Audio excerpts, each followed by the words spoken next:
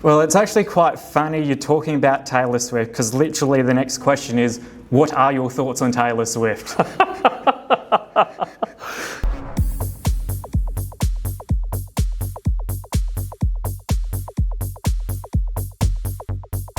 Ben Small, welcome to Question Roulette. Thanks, Sean. Great to be here. So firstly, Ben, for those people who perhaps do not know about you, can you tell us a bit about yourself? Yeah, look, I'm a Bunbury boy originally, grew up in the southwest here, spent my childhood sort of sailing and messing around in boats, which led me to have a career in shipping. I've been a volunteer ambulance officer here for 10 years and I'm running for Federal Parliament. And why did you decide to run for Federal Parliament this time? I think the country's off track. I'm not a big fan of what Mr Albanese is doing as Prime Minister, and I think by putting my hand up, I've got some ideas that I'd like to see locally here as well. So, I want to see the Busselton Airport expanded and some real investment in our sporting infrastructure. So, throw my hat in the ring.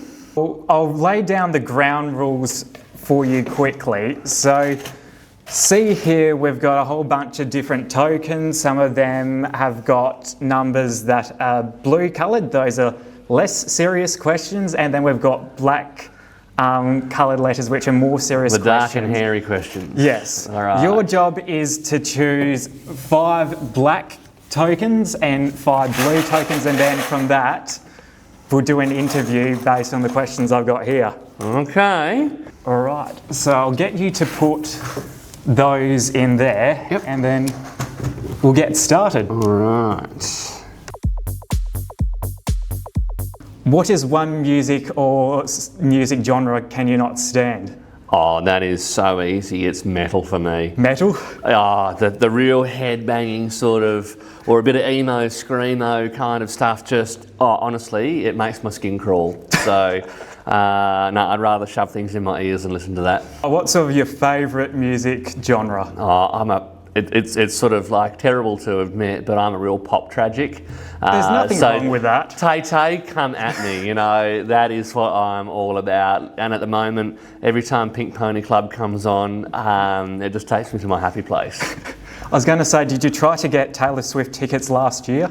I did, and I spent I had every device in front of me. And do you think I could get it? Nah. So pretty devo about that. Next time. Yes. So I think there were a lot of people who reflect the same sentiments.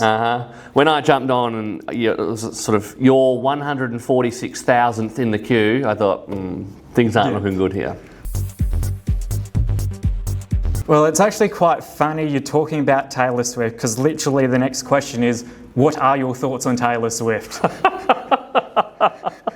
She's got that, red-lipped, white t-shirt classic thing that I like. So, look, I've been a long-time Taylor tragic, way back when she was in her sort of true country age, and I've actually been to Nashville and gone to the Taylor Swift sort of appreciation museum thing they've got there. So, I think I qualify as a groupie.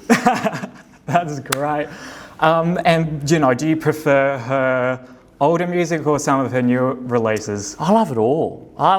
So my Spotify throws up plenty of stuff, back from the Red album all the way through to, Poets as well. So yeah, I've been there for the ride. If you had to choose a favourite album, what would it be? 1989 for me. That was, a really, really good album. Well constructed, listened to it from start to finish, and classic Taylor. A few backhanders in there. It's great. What is the highest level of education you have achieved? That's an easier question than actually achieving the bit of paper, I guess. So I've got an MBA from the Uni of Canberra, and that would be, my highest qualification. And how long did it take you to get that? A couple of years, and I was doing it while working full-time. So I was working as an operations manager at the time, so I had this crazy job. The phone would start ringing 6 in the morning and go all day. I'd come home from work absolutely exhausted and then fire up the lappy and power on through to 1 in the morning doing my assignments. And I look back at it now, Sean, and I don't know how I did it, to be honest, because that would break me these days. Do you think just a lot of caffeine or? A lot of caffeine and maybe some toothpicks to hold the eyes open or whatever it was. It was intense, yeah. What would you say is the most stressful thing in your life right now? Definitely the uncertainty of an election. So I stepped away from my business, quit my job, if you like, almost a year ago. So I'm all on black, so to speak, with this election, and not knowing whether you're going to win or lose, or at the moment even when it's going to be, is just killing the control freak inside me. So yeah, that's definitely causing me to sort of itch at myself at night. If you had to pick a date for the upcoming election, what date do you think it's going to be? I think April 12 for me. So I think the PM will wait until just after the WA election, and then he'll pull the pin. I don't think he wants to hand down his budget at the end of March, because he'll have to explain to Australians that it's a sea of red and he's been spending like a drunken sailor. What do you love the most about your life right now? I recently moved into the Ferguson Valley, and it is honestly the best thing I've ever done. Yeah. To wake up in the morning and all I can hear is birds and cows is just so refreshing for me. I've always lived like near the beach or in town here, so to be out on a bit of space and with a bit of land is just remarkable. So I'm really loving that, to be honest. Do you get the rolling hills and that as well? Yeah, definitely. Which is good for the heart rate when you go for a walk. Some of it really puts you through your paces, but yeah, I'm having a ball. And have you got any plans for the property so far? Yeah, definitely. So it's got a really small house on it, which is fine for me at the moment. But in time, would like to do a few renos and maybe extend that a little bit. And a pool, because at the moment I'm swimming in my dam that the cows are drinking out of, which is a little bit funky, let's just say that. So bit of algae growing. Oh yeah, and a bit of duck poo in there and all that sort of thing. So I think a crystal clear pool would be a pretty attractive proposition right now. I mean, sounds definitely better than a dam. Yeah, exactly. Hopefully fewer dugouts as well, because I've seen a few of them.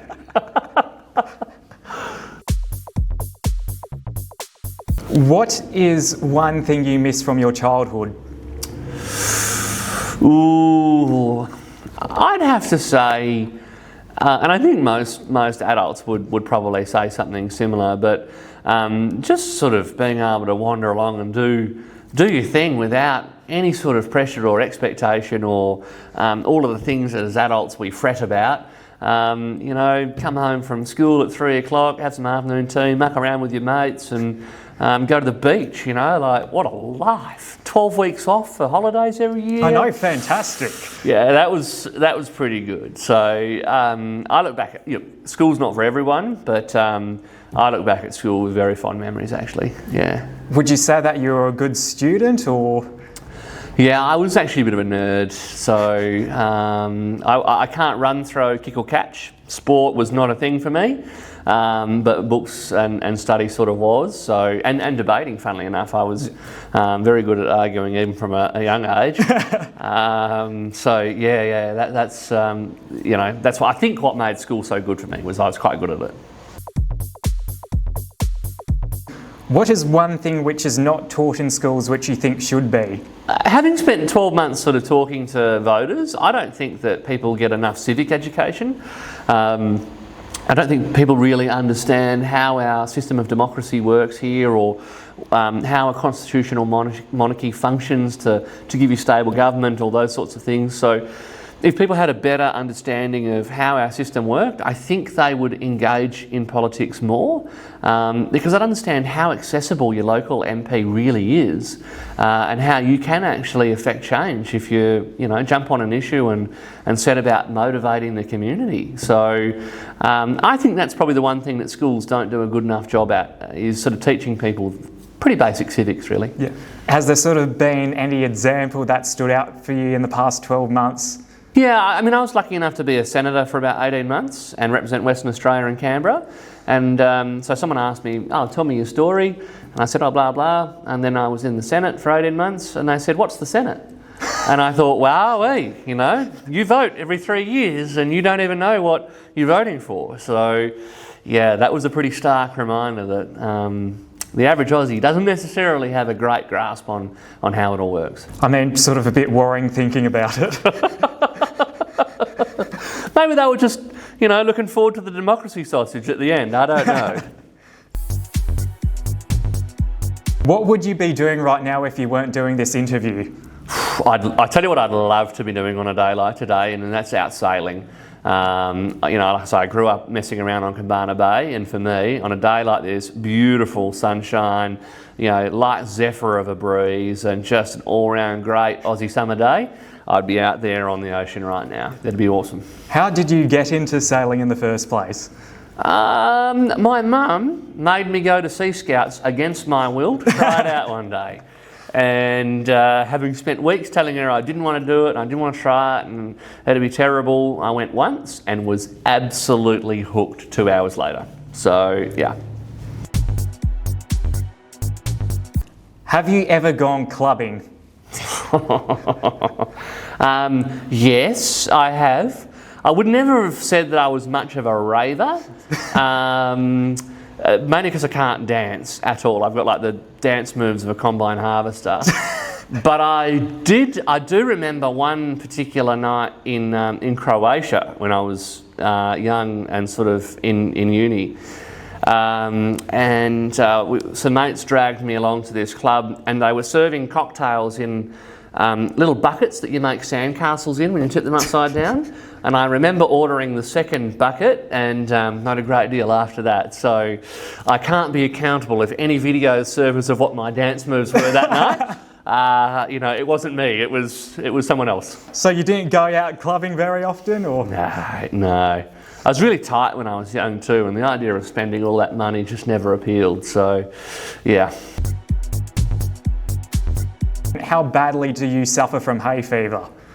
Not too bad, but I have to say there's a sort of couple of weeks late September every year or October when hay cutting really gets going, and now I'm living out amongst it all. Yeah, I get the itchy eyes and the sort of the nose and throat thing going on for a couple of weeks, definitely. At least it's only a couple of weeks and not months on end. Exactly, and a Claritin or something like that, and I'm good to go. Is it just sort of things like grass that set it off, or? Yeah, I think so, mate.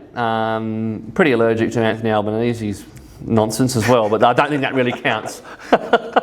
Well, on that note, we'll finish Question Roulette there. How did you find it, Ben? Mate, it was great fun. Thanks for having me on. No, thank you so much for your time, Ben. I do really appreciate it. Cheers.